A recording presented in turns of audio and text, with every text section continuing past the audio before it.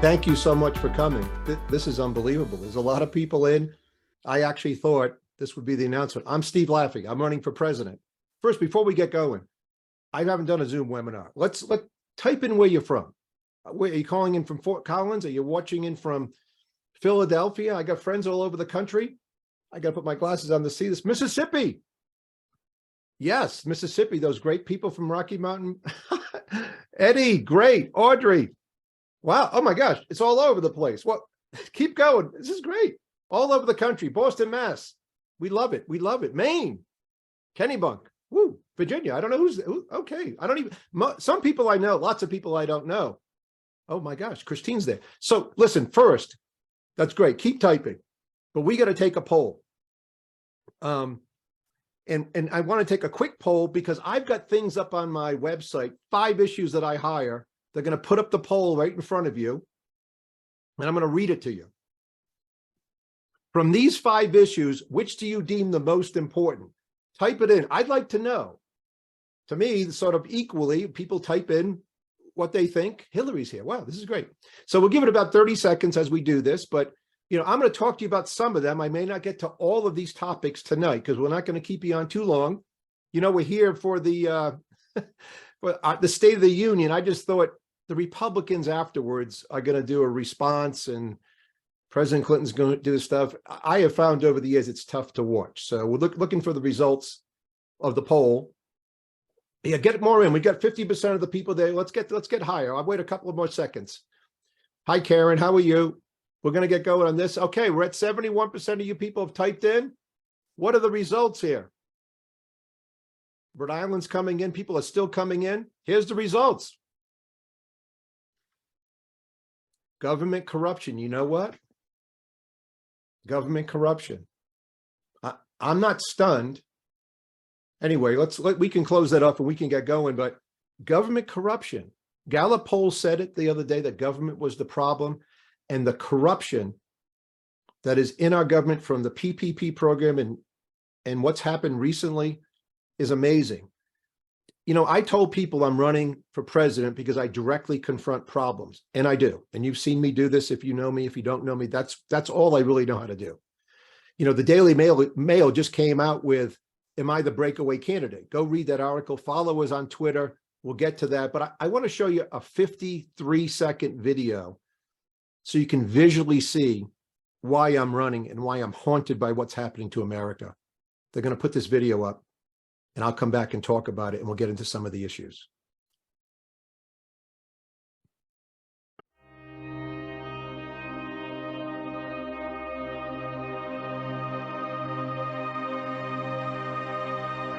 They win, meaning the incumbent status quo interests, the giant banks, the giant healthcare companies, the giant defense companies, the giant energy companies, by virtue of keeping America at each other's throats. I'm risking my life fighting terrorists, and I came to my kids in a good school, So yeah, that's the difference between then and now.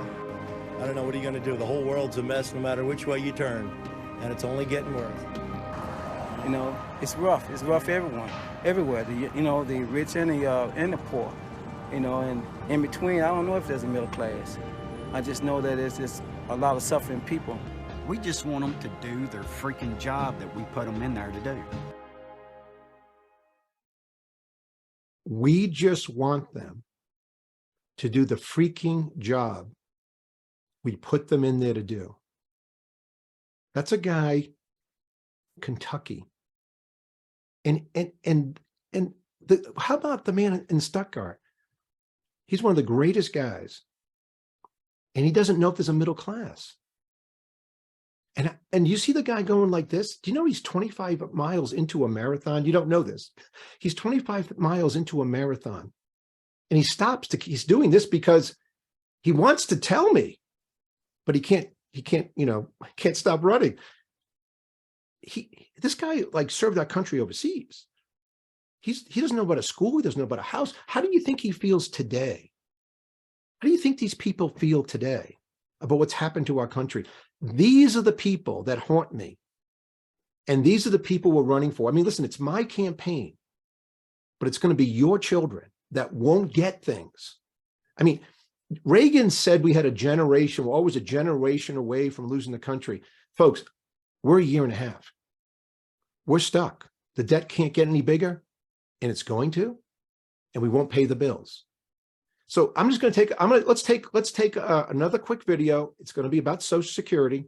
Watch this, and I want to show you why I'm different, why we're going to solve these problems, and what we have to tell people when I hit the road in a week or two. Let's play this second video. Well, the country is basically bankrupt, and it's not bankrupt 10 years from now or 20 years from now. It's bankrupt today. If it continues to go the way it's going now, I feel that we won't have much of a future.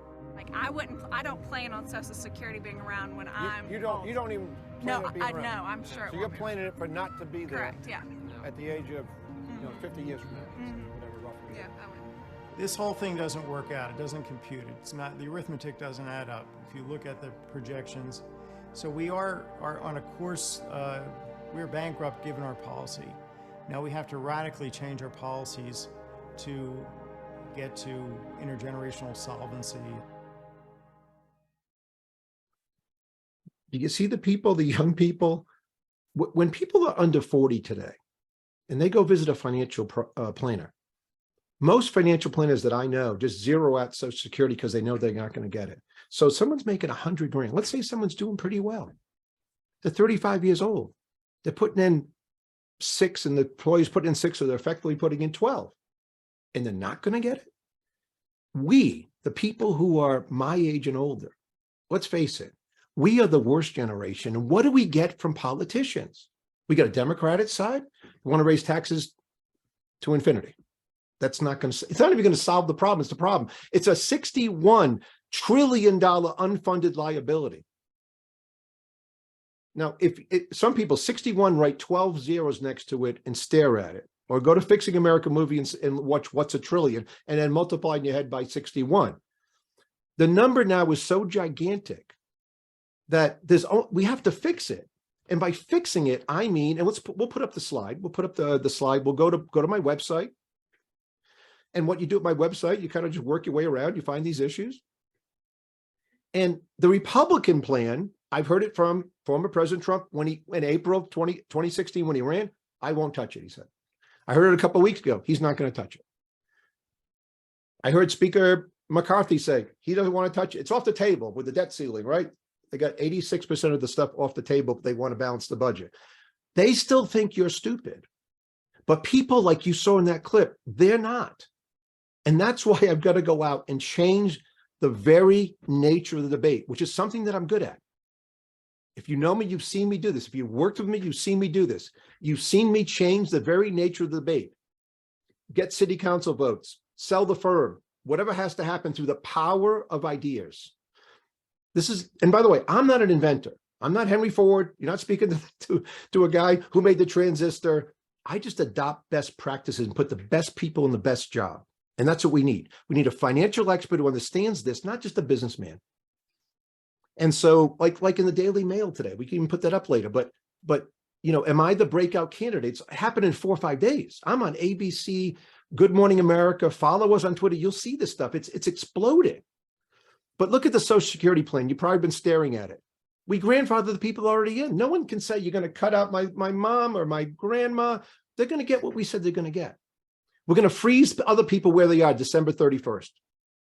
So if you're 40, this is the problem. When you're 40, you only have about 20 years to kind of get into the new system. And you have 20 years you worked, maybe 18 years you worked in the old system. So you, age 40 to 53, I got to be honest with you, you might get less. You don't get a lot less. But if you're 20, you're going to get a whole heck of a lot more. And that's the intergenerational stealing that we have to stop. And that's how we stop it. You can read through this. I mean, it's on my website. It's fairly explainable. I go to the guy who knows the most, by the way. Go look up Larry Kotlikov. Reagan administration, Social Security, senior BU professor, well-written, well-known across the country, the expert website about when to take Social Security. If you don't know, go to his website. We got to do a plan like this, but I'll tell you what, during the campaign, if I turn in the debate in New Hampshire, because you're going to help me get in there, and I'm going to go live there, I turn to Donald Trump. I turn to another candidate and I say, that's my plan. what's yours. That's what we have to do for our children. Somebody has to say it. Imagine if I started running for president saying, I'm against illegal immigration. You know I'm against illegal immigration. You know, so but we have to do this because we have to put everybody else on notice that this is what's coming. And that's what we're going to do. So we can move on. We can move. That's a Social Security plan. That's not a Social Security wave around or a talking. Listen, when you're talking to me, remember, someone started to tweet at Laffey Lane as like I don't know what they call these things, but at Laffey Lane. I'm in the Laffey Lane. Everybody else is in that talking lane. And that's why we're gaining traction. When I talk to the Daily Mail, yes, I talk fast. I was about to go on ABC. So I had to talk fast. I had to get it all out. Totally fine. But she got it. Like, there's a guy who's about to break out here, and I need your help. Look at the tax code. Do you ever wonder why Herman Cain, who I admired, loved his plan? My conservative friends liked it. My liberal friends sort of liked it. They didn't realize, of course, as I told them, it's partially a wealth tax, and they liked it some more. But Herman Cain became a friend of mine. By the way, I never referred to him as Hermie. I don't know what happened in that article, just a missed thing. I called him Herman or Mr. Cain. But I got to know him not as well as I'd like to, and unfortunately, he's passed away, but he's a great man. 2011, he broke out with the 999 plan. Why? Fair, equitable, progressive. Don't need 87,000 more IRS agents. That's never going to happen, by the way. That you need to train for 4 years before they can do it. You just need to change the system, because if we don't, we won't raise enough money. We simply won't. We've got to capture the underground economy. By a wealth tax, go buy a $40 million boat. We'll just take 3.6 million. You know, and that's how we'll get at it. The stuff that people put up there, we're going to tax the wealthy, we're going to do this and do that. Most people don't want to deal with the IRS. That's why we need this. And that's what I'm going on. And I want to see the debate where the Rick Santorum or the Mitt Romney of this day says, oh, Steve, you don't understand this. This is what they said to Herman. Watch the debate. I don't leave them that option. Harvard Business School, president COO of a $500 million revenue investment banking firm, a financial expert. I taught the top finance course at the University of Rhode Island, right? So we turned around this city faster than anybody has ever turned around a city, my hometown. That ought to qualify me to get into these debates. If it's about just name recognition, today, no, it's name recognition June, July, August. That's why we're starting now. So let's keep moving. I don't want to keep you all here. Let's put up another poll. Let's go to poll number 2. Now, I may have let the cat out of the bag what I'm doing, but which primary state should I concentrate on first? New Hampshire, Iowa, South Carolina. Go, quick, put it in. What do you think? Why are they up there? If you're not into politics and you just happen to come on here, New Hampshire's the first primary. The Democrats changed it to South Carolina, but John Sununu, the governor of New Hampshire, is like, we're doing this. And then Iowa is I can drive through Iowa to get to New Hampshire, of course. That's the first caucus. And South Carolina is obviously a much bigger state, more electoral votes, and has a different sort of population than the other two. So, you know, we're going to wait for this to come up. Let's whip it up there, you know, and see what the results are. I would hope that it's okay. Let's take it down. I'm heading to New Hampshire. I'm going to go through Iowa. No choices there. Thanks so much. You know, one of the things about running for president that ought to be true, I'm not going to get to every issue tonight, but one ought to be true is that you've had a history of being right about the issues. And when it comes to the Chinese dictatorship and what's happened, there's been nobody more right than me. I don't want to be less than humble, but is there anybody in 2005 when the Club for Growth, Pat Toomey, you could call him on the phone, came in and he had the questionnaire, and it's about free trade. And I love free trade, especially when two countries have democracies and the relative same GDP per capita, like Canada and France and whatever, right? And they're friendly to us. And they're not building up our trade deficit to take us out with nuclear weapons. So I wrote on it, no trade with China. Pat may get asked about this. The documents are there, but I've been said publicly since 2005 that this is what's going to happen. There is no evidence that China will ever become a democracy by trading with them. And guess what? I was right. Not Marco Rubio, not the Wall Street Journal, not about anybody else. Now, they're trying to catch up, but I want you to watch this video. We'll put up a video here, another short video. Watch it. We'll come back, look at the slide. And I want you to think about what's important for a candidate. Is it important that they know and they're a leader and move people to the other direction, or just that they talk and well known? Let's watch this video. Which country represents to you that has the intent to be our greatest adversary? Who could do, has the capabilities? I know you've gone through, but who has the intent? Probably China. I'm just as surprised by that answer as I was by your first answer. Unfortunately, it's a sad thing, but it appears that we've allowed ourselves to be bought. So no one had to fire a shot to get our country. He pretty much bought us. And when I ask my son if he took cookies out of the cookie jar, he won't look at me. He knows he's guilty. If you did something that was right, then there's no reason to be anything other than transparent. Well, China's not overtaking America. Americans are already overtaken. American companies basically became Chinese companies. The reason we do not stop China from us is because there are very powerful American corporations like Caterpillar and Walmart and others who actively spend money lobbying American politicians not to change those trade relationships because they are China. They are China. And you said corruption is the biggest issue. This is exactly what happened. And finally, there's a giant article that just came out about this. It was my belief that whether it was Bill Clinton or George Bush or anybody since then, that nobody believed that China would become a democracy by trading with them. But the way our politics work and the corruption in the government is that China didn't lobby the US government to get better trade. They got Caterpillar and these other companies, Walmart, massive production, giant profits. And those companies lobbied the US senators and the congressmen and the president and said, we like it just the way it is. So the story was, we're helping everybody. Wouldn't it be better if someone was leading? 3 weeks ago, Marco Rubio is bringing himself up because what politicians do is they try to catch up. He said, in relation to every day, there's something about China, balloons, everything, spying, you name it. He said that was a warning shot across our bow. Where was he? He said it in 2023. This is how far behind they are. We need someone who's right. Let's go to the slide. We go back to the website. And this is what I've been saying for such a long time. Why? I mean, we may never stop trading with them, but why is the biggest non sequitur in all the politics is China sends balloon made blah, blah, blah, blah, blah. Nothing about trade. They don't send a representative over there. China spies on our country. China steals the F-35 sequence. China, it goes on. Every single day there's something, and it never ends with, and therefore we should really get our production out. The talking lane on China, if you remember in 2020, was Senator Tom Cotton and a host of other senators, probably a very nice man, served our country. They were going to bring pharmaceutical production out of China into North America, and it never happened. And that's because they'll never do it. They won't, it's not in their interest to do it.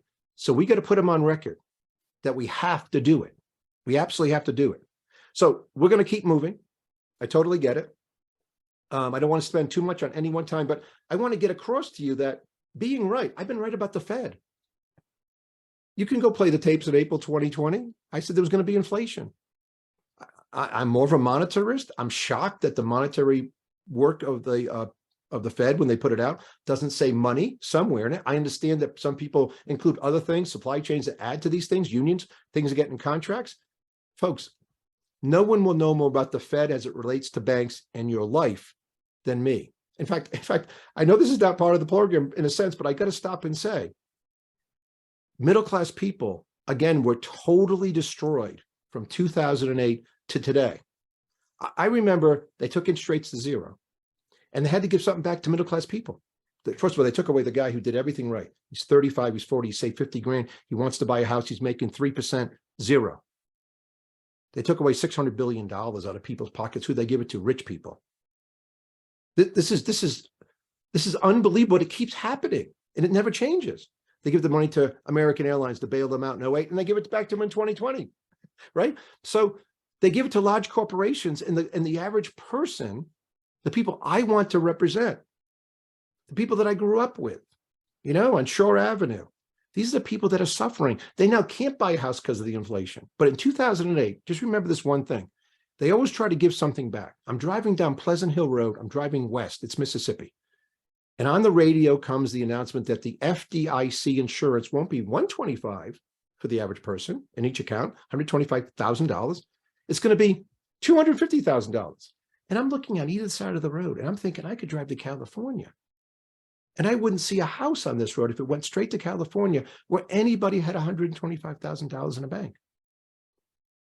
That's what they give you. So we have to get the Fed back to doing what it can do, keeping inflation at zero, not worrying about this dual mandate, because a dual mandate turns everything back to Congress, but they don't have to do anything. That has to stop. Anyway, we got to keep going. Well, let's go to poll number 3. Poll number 3. What is the best way to get the message out? Here it is right here. I ask you, why don't you vote on this? I'm doing all these things. And if you know me, if you don't know me, I'm not that great at it, but we're getting there. And again, remember this about any campaign. We made a mistake on Twitter doing something the other day. Someone called in about this. You do it when it's small. So you practice, you get better, and then you get a lot better. So vote now, vote as quick as you can, and just pick one of them. I mean, I'd like to see what people think we should be doing. The Twitter thing is really starting to explode. And my understanding of Twitter is that it just kind of goes from here to there to so much, and then people pick up on it. And then we can use Twitter Blue and we can be much more effective. Same thing with Facebook. I'll start doing the Substack stuff real soon and then putting that up on Twitter. So the winner is town halls, which, okay, I get it. Someone listening out there, let's do town halls. All right, let's move on to the next thing. 7 things you don't know about me. 7 things you should know about me is one thing I was told I should say, because a lot of people don't know me. 1, I was the mayor of the city with the most rapid turnaround in history. I think I said that. I was president and CEO of a major investment bank in the firm when I was in my 30s. Listen, people did better than this. Don't get me wrong. Some of my Harvard Business School section mates are just blowing and going still. I checked out in my 30s, my late 30s, though, because I had a calling to be the mayor. My father was a tool maker. I was the first in my family to go to college. There were a lot of issues growing up. I'm a graduate of Harvard Business School. I took the top finance course at the University of Rhode Island, and I miss it greatly. And I'm a homeschooling dad with 6 kids. So there I am. Okay, I got these 6 kids. I'll stop for 1 second on this and just say, listen, the reason maybe some people say, people have asked me, where have you been? I have a daughter at the age of 18, Sarah Grace Laffey, who came down with stage 4 neuroblastoma. And sitting right here, the doctor had told me we had to make some big decisions. Sold the horses, sold most of the cows. My wife literally went to the hospital for 220 days a year with Sarah at the Children's Hospital. And because of that, we're all alive. And I just took over homeschooling 3 little kids who aren't 3 little kids. They're all college sophomores and doing well. And I loved it. But, sometimes you're a man, woman, whatever, you do what you have to do. And that's what I did. And now Sarah Grace Laffey is at grad school. She still has cancer. She's fighting like crazy. She's the most inspirational person I've ever met in my life. And she happens to be my daughter. And so that's what we're doing. So I've got to go to some questions, though. I know I'm going to take some questions. Let's see if we got it out there. Anybody want to put in some questions? George Lavoie's out there. George, do you have a question you want to come on? Hi, Steve. Yeah. Mayor, I saw you on Good Morning America yesterday, and it seems like you're always seeking common ground with people. What common ground can you find with Joe Biden? Well, we do have to find some common ground. And I just noticed they have a preview for the State of the Union. Great question. It's a great question. You listen, when I disagree, you're going to know about it, right? People around me know that I disagree. I spent a long time on these issues. I've been known to change my mind if someone comes up with better stuff. There's George right there. And in this case, I would say, I want to talk about one thing that I think many of my conservative friends might even disagree with me. He's going to talk about stock buybacks and try to raise the tax on stock buybacks for corporations. I have always thought, now, if I told you what I was like when I started Harvard Business School as being a financial expert, my Harvard Business School section mates would laugh their heads off. But when you buy back stock above book value, you lower the book value. And most of these people do it with debt. And they do it with heavy cyclical industries that shouldn't have any debt. Airlines, steel companies, so forth. I can go over what's happened over the time, but I don't think people should be buying. By the way, it used to be illegal to buy back stock, George. I think it was 92 they changed the law. It was certain circumstances. But what corporations have done, someone go look at the balance sheet of Apple when Steve Jobs ran the company. They had no debt. And look at how this guy who's run it, by the way, he's goosed the stock price up because he does have a steady cash flow. He could take on a lot more debt. And so far, he hasn't come back to the government in such a way like American Airlines. But look at the guy who ran American Airlines. This is just after the 2008 crash. Guy comes in, buys back stock, takes on a lot of debt. Here comes 2020. What does he need? He needs your money, George. He needs everybody listening money. It is so immoral that I think that I wouldn't have it 4%. I would just say, I'd make some rules about not buying back stock for companies. Maybe even signing off on why they could never come to the government. It's got to be much more strict than it is today. And again, I know that's not a conservative position, but George, that's the answer. I mean, that's one thing we can, I think, semi and partially and mostly agree upon, that large corporations have abused the system in China, buy back stocks, and then come back for government handouts. By the way, I totally agree as a side issue about we have to bring chip manufacturing back to America. No one at one of these large companies needs $100 billion total. It's ludicrous. We just need to make sure they're built here if you want to operate here, if you want to sell stuff here. Right. Most important thing to bring back and to decouple with China is these pharmaceutical drugs. You got a mom, you got a sister, you got a brother. People need these drugs. They've got to have 65% of all the production of these drugs somewhere in North America. It can't all be in America. It won't all be. But it used to be in San Juan, Puerto Rico. There's an empty place up in Cody, Wyoming. I know for a fact. So we can do that. But George, thanks for the question. Let's go to another one. Thank you. Thank you. Bill Hinckley's on there. Bill, how you doing? Go ahead, Bill. Hey, Mayor, thanks for taking my question. I've heard you touch on it and heard you mention your problems with the Federal Reserve and how it operates. But how does that flow through the entire banking system? I mean, they've got problems within our lifetimes. They've been bailed out by taxpayer money, by our money. You know, could you expound on that a bit? Yeah, that's a good question. I've talked about this before, but let me explain to people. The Fed Reserve actually starts the creation of money, goes into the banking system. It doesn't go out to Venezuela like the Venezuelan people do, or what you've read about with it's not worth a Confederate. It's one of the situations where it goes to the banks. To go back to the banks of 2007, what did we do? JP Morgan shares should have went to zero. Instead, they were Citibank. Instead, we spent taxpayer money, nowhere near like 2020. But then it was like what we call the Fed put. There was a put in place. They could take on more risk. They passed some laws, big giant laws. And what did that do? That favored large banks. When companies get into an industry, you'll notice this with Coinbase. Coinbase probably wants regulation of Bitcoin because they're surviving. But now they're there and they want everybody else not to get in, right? They want the barriers to entry. So banks got that from the federal government. Instead of stocks going to zero, banks, by the way, banks would have money. It's not like a Christmas movie you might watch, right? Where there's a run on the bank. So in my opinion, banks went from about 30%, top 5 banks went from like 30-something% of the assets of Americans. The top 5 banks went to 73% or so. Now the concentration of large banks makes them even harder to deal with. They've got more money. And what did they do? Go look at a newspaper in Maine in 2015 and see that this trust department sold to a large bank. They couldn't fill out the paperwork. You know, a small trust company couldn't abide by the law anymore. Large banks like that. They buy them out. I think we're going to have to break up the banks in one way, shape, or form or another. And this is a long answer, but think about it. What's the best loan that someone's going to make to Bill Hinckley or Bill Hinckley's son? Someone at a local bank's going to go, that guy's been banking here 30 years. I know what he does, and I've met his son. And his son wants this, this, and that. You say you're a farmer, right? And your son wants to, I've seen him working on the farm. The closer you are with the local bank is the best loan, right? The one where they take it, don't know what's in it, sell it over to some guy in the Netherlands, hold some of the liability. They don't even know what's in these loans.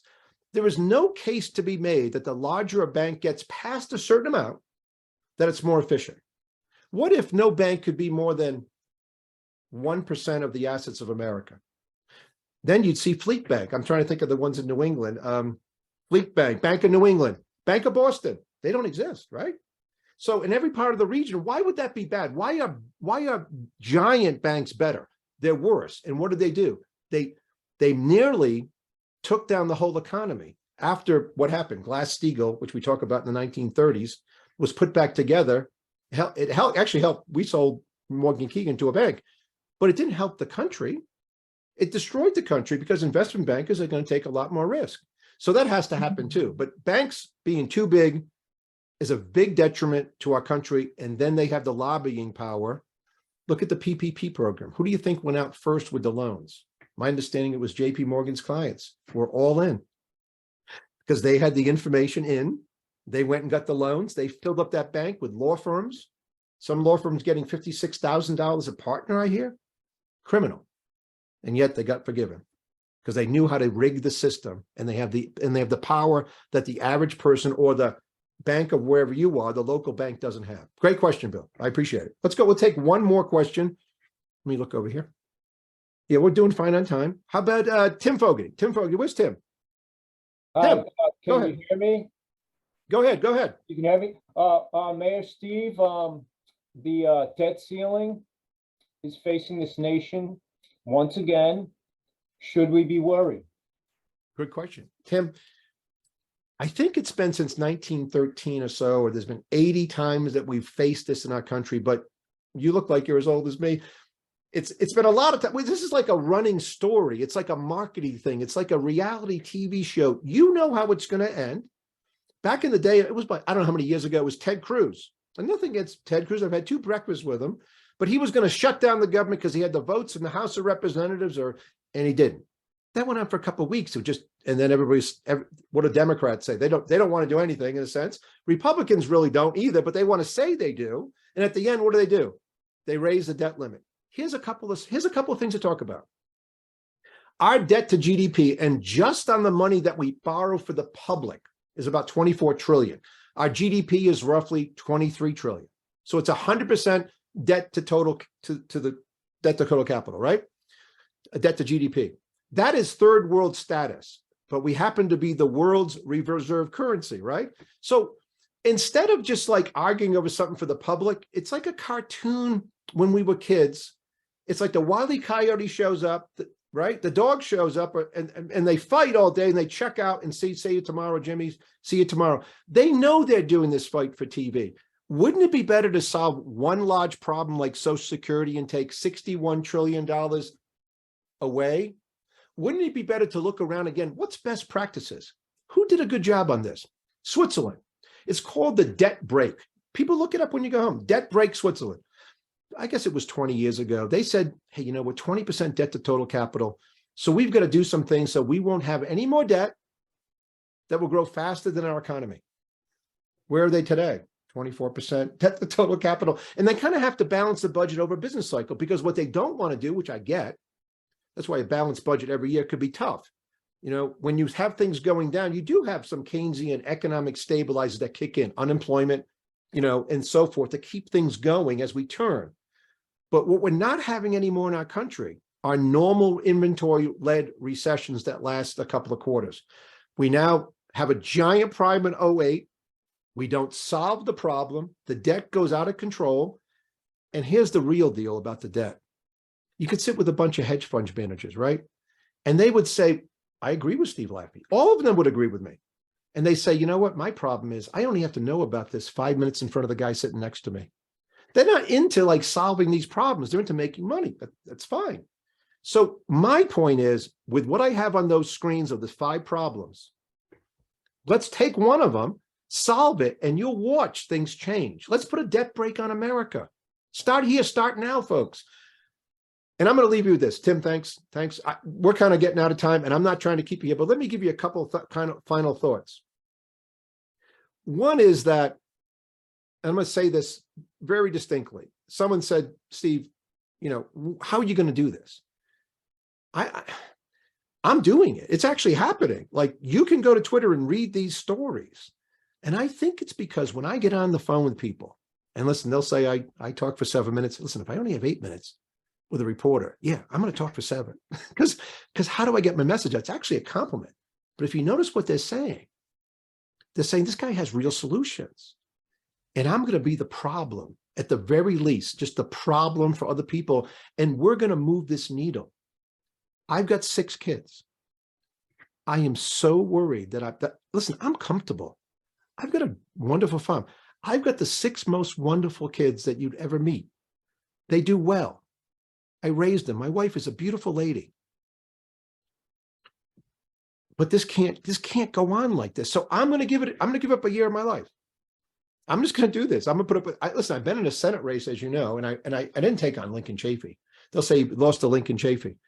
I took on the entire Republican Party apparatus who spent millions to keep me out of office because they preferred Lincoln Chafee, which is, I wrote a book about it, Penguin Books, but that's not why I'm here tonight. But I've been through this. It's not like I woke up, I've never been in politics, never had pressure put me on a trading desk, people yelling, screaming at Payne Weber, move over to Morgan Keegan, become president of the firm in my 30s, working for like the greatest guy. And it strikes me as, I just want to say this one thing. If Alan Morgan, who I still loved, I haven't talked to him in years, with the greatest guy maybe I ever met. John Stokes is up there too, but I worked directly for Alan, he was my partner. If he had announced to me when we left office, and I was thinking of running for the U.S. Senate in Tennessee, and he said, well, I'm going to run for the U.S. Senate in Tennessee, I would stop what I'm doing and go help him. He gave me that opportunity. So these other people going to announce, whether they're governors or they got problems. It's a hard thing to explain to people that you're doing what you did, because either you have to say, like the vice president, yeah, I kept quiet all that time. Or I agreed with everything, but I don't know why I'm here except for that last day. These are tough things for other people. I don't have any tough things. I just have the ability and the background to get there and do what you see me do when you saw me in Time magazine running against the big shots, or read Ann Coulter's column, They Shot the Wrong Lincoln. I have the ability to change people's minds. And if we can do it in New Hampshire, we can do it everywhere. So let's go to my website, because we're going to close up, but I need you to go make a donation. You know, this is like, by the way, this is so big. It's not like I'm Mayor Cranston. It's not like the Senate race. I'm not even have time to call many people. So it's going to have to be organic. We're going to have to take off. We're going to get these donations in. But go, by the way, there's an antidote WinRed battle. I guess I'm understanding that some people hate each other. They never give to WinRed. But anyway, I don't know why. But go there. Donate something. Donate something per month. Do something. And then go to the contact form and find out how you can help me. I have people coming in from Ohio, from around the country, from being on TV yesterday on ABC. Watch the clip, see if you like it. Go to Twitter, see if you like these things. Contact me, say, I can help you for 3 weeks in New Hampshire. I live up in Maine. I helped you in Rhode Island. I'm ready to go. In February, I'm moving to New Hampshire. And when I'm through with Manchester and Nashua and the whole thing, they're going to have to pay attention. But they're paying attention now. I mean, the Daily Mail didn't write, is this the breakout candidate? Because they didn't think I was. They thought I was. They thought I am. So I'm going to end it here. I appreciate your time. We took some questions. I've never done this before. So thank you to Gavin for setting this up. I've never done this before, but let's do it again. Go there and donate. Email me, text me, retweet everything. We'll be on Town Hall now. Retweet, retweet, retweet. You know, help the guy who owns Tesla and help me. He might go broke over buying that thing. So anyway, I love you. God bless you. Thank you for paying attention and listening. I really am touched that so many people turned out. And let's go. It's time. It's actually time. It's like Cranston, only in macrocosm. It's time to go. And I'll leave it there. Thank you so much. God bless.